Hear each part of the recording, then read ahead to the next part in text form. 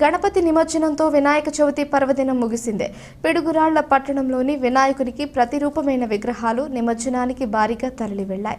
వినాయక చవితి 5వ రోజున వినాయకుని విగ్రహాలు నిమజ్జనానికి బయలుదేరు సమయంలో బాజా బాజంత్రీలు డీజేలతో కాళీమాత అమ్మవారి రూపాలలో కళాకారులు నృత్యాలతో చిన్న పెద్ద యువత డాన్సులు చేస్తూ సాగుతూ ఉంటే మహిళలు ప్రసాదాలు పంచుతూ ముందుకు నడిచారు.